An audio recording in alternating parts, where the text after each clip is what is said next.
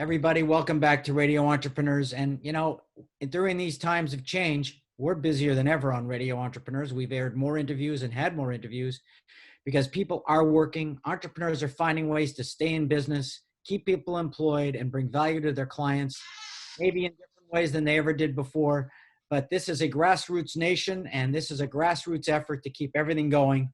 And we want to relay those messages and tactics to the marketplace. With that in mind, I'm glad that I have one of my favorite co-hosts joining me this morning without a tie. Wow, times are changing.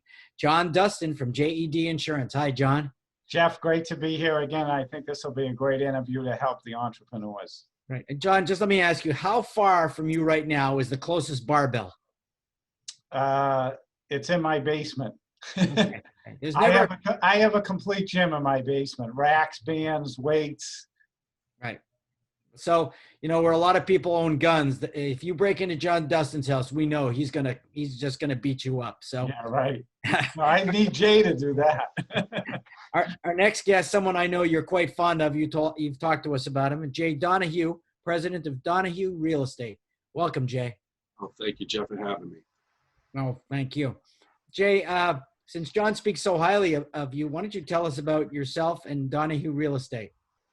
Well, I appreciate all John's kind words. I've known John a long time. We went to high school together, and I've always kept in touch and reconnected. I don't know, John, well over 20 years ago in a small networking group that we put together with a few other guys as we were a lot younger. I don't know if I had hair then either, but certainly we were a lot younger.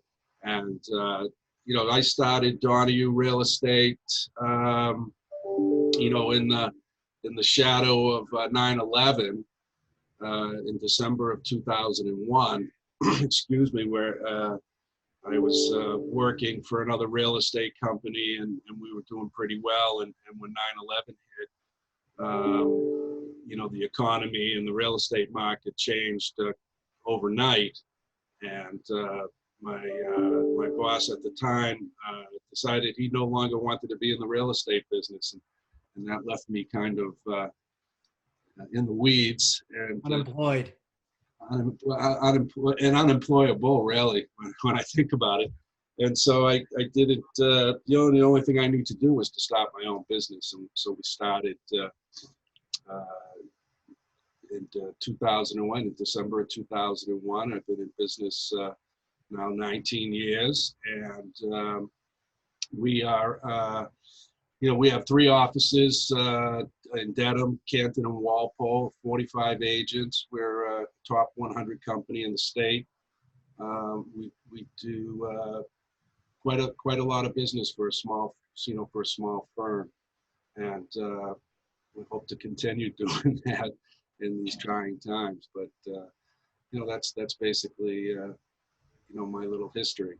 So. Well, sorry, maybe this is a softball. Commercial real estate or real estate? Not 99% residential. Yeah. So it's residential. Yeah. So I'm sorry. Yes. Yeah. Our market area is Dedham,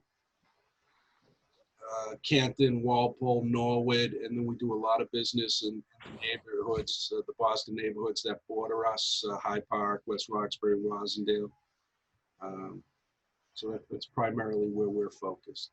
Well, before John comes in and dominates the interview, I have another question. And, I was on the phone last night with a friend of mine in Toronto, and he told me that they have, over this last period of time, they've initiated the building of another 150 houses in Toronto.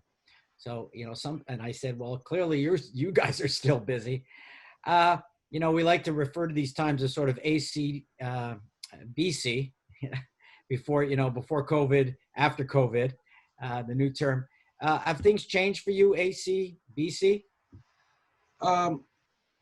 Yeah, I mean, well, the obvious one is that we've had to change the way we are listing and showing homes, and we have continued to do that. So I guess when the governor came out was about March 24th, I think, and he said, you know, we're going to shut it down here till April 7th.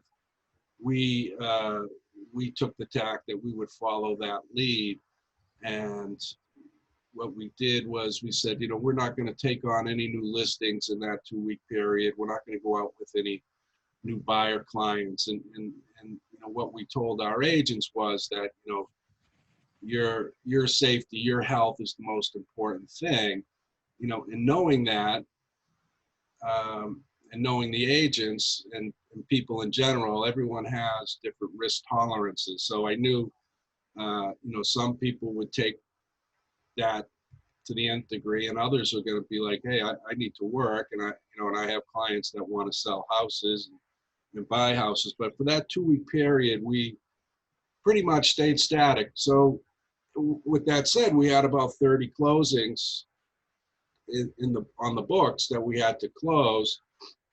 And so, you know, we had closed the offices. I hunkered down here. We centralized all the information. And then we got on the phone with all the vendors that service, you know, these transactions, and, you know, anywhere from home inspectors to home movers, you know, and to figure out who was still going to be working and who wasn't, you know, and, you know, some people, you know, made the decision that they weren't going to go out, you know, and do work, you know, some home inspectors said, no, I'm not taking on any home inspections. And some home movers said, no, we're not doing that. But we were able to find, you know, people that were doing that, people that we had worked with in the past. And so we had a whole list of people that we could turn to help us through these transactions. And we were able to close all our March transactions, and I think we're on track to close all of our April transactions. We only had one fall out in April. I was surprised that, you know, my goal was to get 80% of them done, and it looks like we'll have, you know, 97% of them done. So, and then after April 7th, we had another, you know, meeting with the managers, and you know, developed a strategy with some protocols that would allow us to go out and show homes, because we did have clients calling us saying we have to sell our home. You know, one person was, you know, moving to Virginia, another person had bought a home and, you know, had to sell this home to get to the next one. So, you know, we had to service those clients, and you know, with the help of different real estate organizations and the CDC, we put together protocols, which most real estate companies have. You know, now, you know, everyone's wearing gloves and masks at showings, etc. They're very structured. There's no open houses. So, you know, we had, you know, maybe 30 people trooping through a house. It just doesn't happen right now. So, and so we've put 33 homes under agreement in the last 30 days. So, Jeff, similar to you, Jay's always run on the premise of having less people, but real high quality people. So, and they have a lot of integrity. So that's probably allowed you to do this transformation smoothly. Because if you had hundreds of agents that didn't know what they were doing, this would be chaos. Chaos, yeah. Yeah, no, you know, our average agent transaction is like 5 times higher than the national average. So Jeff, you always preach that as well, to get less people, but higher quality people. Well, again, less people, higher quality people, and people who have to be managed are not my favorite employees, because then that takes the leaders out of leading and client contact and puts them into management of watching over people like cops. So I'm a bigger fan of getting people who know how to get things done and giving them technology to release them to do a better job. It's a flatter, leaner, and more productive organization. It's not a complicated formula. And it starts with, you know, sometimes, you know, bad hiring practices, bad interviewing skills. You hire the right people, it makes a difference. I think you said one time you like problem solvers, not problem creators. Was that? Right, right. Thank God we turned Chris's mic off. well, you have to give people, you know, permission to make mistakes too. And, you know, we're not in a life-threatening business. So, you know, the mistakes that people make generally can be solved pretty quickly. And then once they get in the mode of because most people know the answers, they're just not willing to make the decision to go forward. So if you give them permission to make that decision, and then, if something goes wrong, you help them solve the problem, but you allow them to solve the problem. The next time it comes around, it generally is no longer a problem because they know what to do. Well, I like last year I ran a trip to Israel of entrepreneurs, and through all our entrepreneurial meetings, we liked what we heard from all those entrepreneurs, and most of them are out of the IDF, the Israeli Defense Force. So they have it seems like a motto that they sort of work their businesses under, which is success is our only option. And I think right now, success is our only option.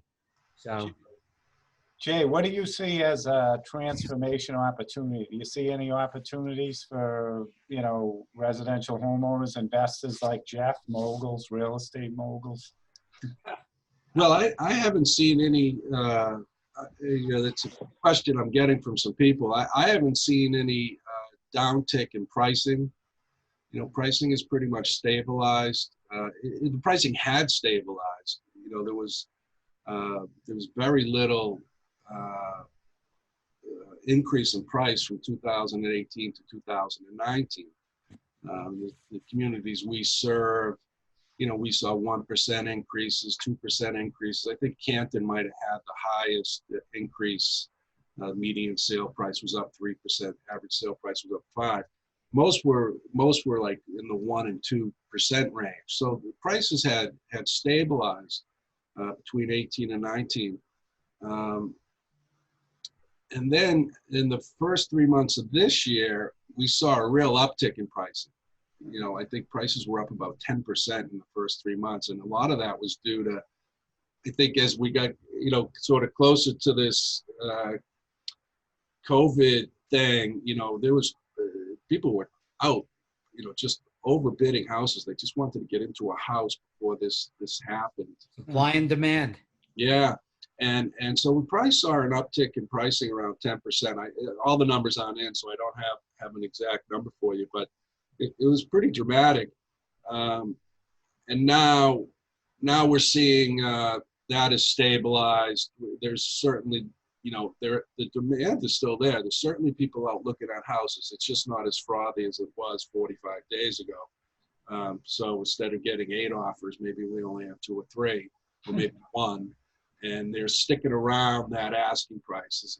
They're not going above that, but they're not. No one's coming in and offering $50,000 less than the asking price. It's just not happening. And I don't think the sellers would be going along with that either. So it looks to me like prices stabilized. I haven't seen any deals out there yet. Are they coming? It's possible. Jay, great talking to you. If somebody wanted to get hold of you or Donahue Real Estate, how would they do that? Yeah, well, there's a couple of options. Of course, our website, www.donahuere.com. You can reach me via email at info@donahuere.com, or you can always pick up the phone and call me at 781-251-0080.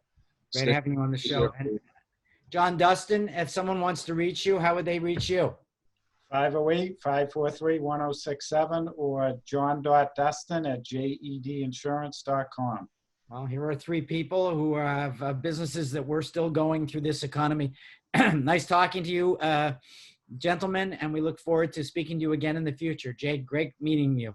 Thank you. Thanks, Jeff. Thank you. Take care. Mind everybody, this is Radio Entrepreneurs.